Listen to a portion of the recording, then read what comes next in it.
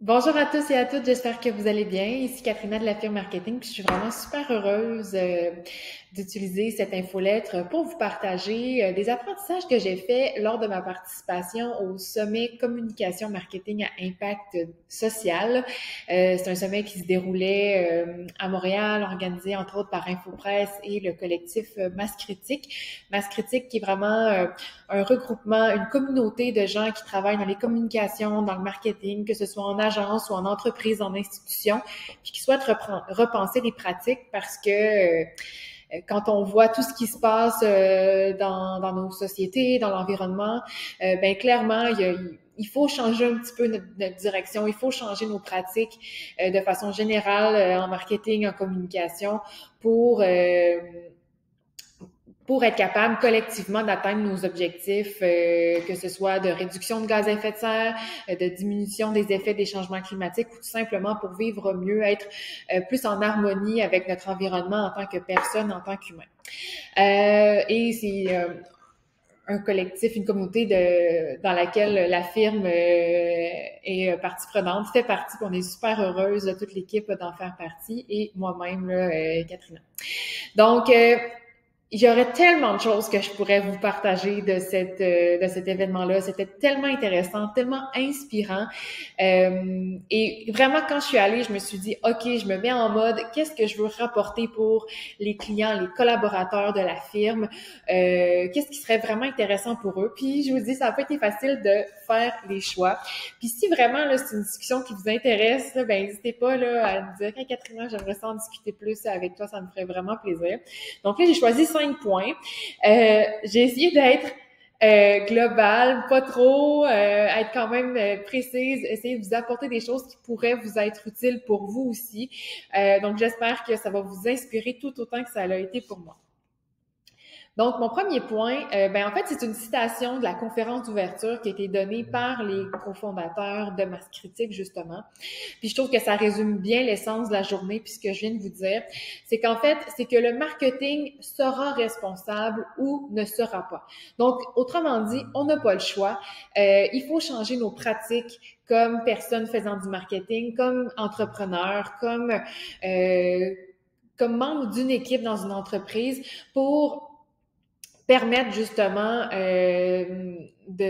d'atteindre nos objectifs, puis de continuer d'atteindre nos objectifs comme entreprise, mais aussi de contribuer à l'impact, de contribuer de façon positive, pardon, à l'impact qu'on a sur notre environnement dans nos communautés. Donc vraiment, ce premier point-là dit juste, on n'a pas le choix, il faut y aller.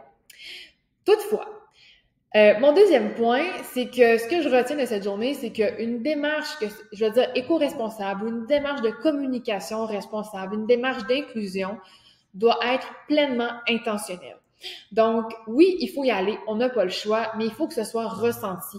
Si vous le faites seulement parce que c'est beau et bon de le faire, ça fonctionnera pas.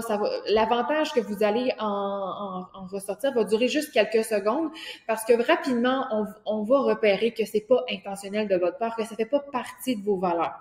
Donc, peut-être qu'en tant qu'entreprise, on n'est pas tout à fait rendu là, mais justement, il faut peut-être vous donner le temps de le faire, de comprendre pourquoi on le fait, de poser des questions.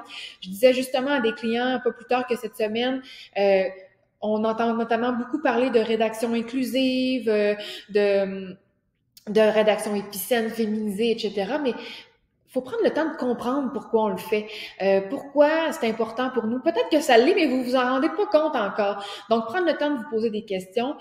Sinon, on risque de basculer vers l'éco-blanchiment, puis ce qu'on appelle aussi en anglais le greenwashing, et ce sera pas nécessairement mieux. Donc, soyez pleinement intentionnels.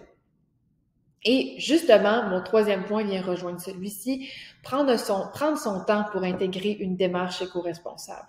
Donc, prenez le temps de poser des questions, prenez le temps d'être critique aussi, de réfléchir, de vous auto-questionner, de challenger aussi les gens avec qui vous travaillez, que ce soit des clients ou si vous êtes en B2B ou peut-être même des collaborateurs, des fournisseurs. Donc, posez les bonnes questions, soyez intègre, authentique, prenez le temps. Donc, si vous allez trop vite, ça sera pas mieux. Donc, si vous avez une idée, une démarche éco-responsable que vous souhaitez entreprendre, prenez votre temps. Ensuite, mon quatrième point, c'est que les indicateurs financiers sont pas les seuls indicateurs à considérer. Donc, souvent, on va utiliser des indicateurs qui sont en lien avec notre chiffre d'affaires, avec le nombre de ventes, les nombres des relations établies, tout ça. Donc, vraiment des choses qui vont nous aider à maximiser le profit. Ici, à la firme, on amène souvent nos clients à se poser la question, est-ce que pour vous, il y a juste l'aspect financier qui est important et aussi peut-être l'aspect de temps, l'aspect d'énergie. Donc, ça aussi, c'est des indicateurs que vous pouvez considérer. Mais dans le contexte de la conférence où j'ai assisté, c'est aussi de considérer, est-ce que j'ai un impact positif sur la communauté qui m'entoure? Donc, il y a plusieurs indicateurs que vous pourriez utiliser certainement en fonction de votre activité, en fonction de vos objectifs. Mais c'est de se dire, OK, il n'y a pas juste l'aspect profit. En effet, dans le contexte actuel, on voudrait pas avoir une entreprise qui n'est pas rentable. Ce n'est pas non plus quelque chose qu'on recherche.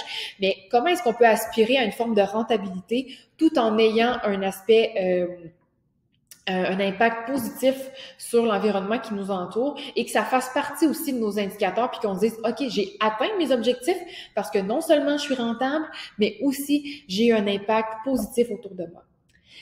Et finalement, mon dernier point, c'est que la sobriété en marketing, c'est oui pour l'environnement, mais c'est aussi bon pour l'humain à qui on communique. Donc, la fameuse expression qui nous est chère à la firme, en anglais encore une fois, less is more, mieux c'est plus, moins c'est plus, pardon. Donc, c'est de dire, OK, parfois on peut faire un peu moins, mais ça peut nous permettre d'avoir plus. Et un exemple en marketing numérique, entre autres, parce qu'il y a une superbe conférence. Si le marketing numérique vous interpelle, je vous invite à suivre les recherches du professeur Sylvain Amoros, qui a une chaire de recherche sur le numérique à HEC Montréal. Super intéressant. Et ils ont des super beaux projets. Mais l'exemple qu'il nous donnait, c'est que parfois, le numérique, en fait, c'est même si on le voit pas, même si on dit que c'est dans le nuage, c'est très, on le sait, là, c'est très, il y a un gros impact là, sur l'environnement. C'est, entre autres, 7% des émissions de GES, ou puis 4%, ou peut-être attendez, je vais vérifier mon chiffre pour être sûr, je l'ai noté, je ne vais pas vous dire de niaiserie.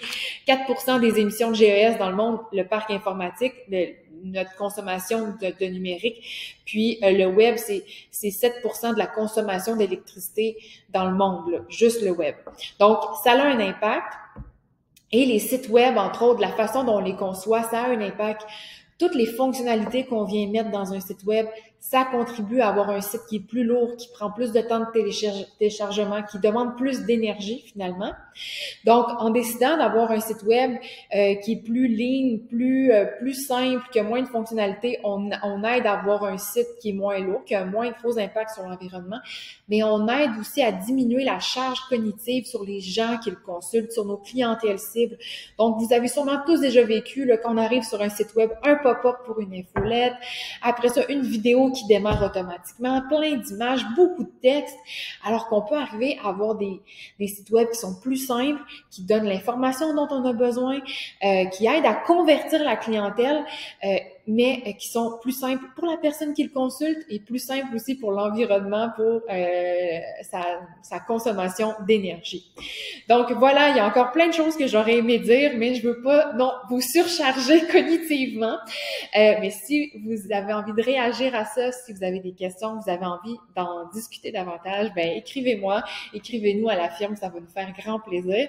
Puis ben c'est sûr qu'on continue de surveiller pour vous ce qui se passe dans le marketing en général, mais dans le domaine de l'environnement, entre autres, parce que ça nous intéresse particulièrement.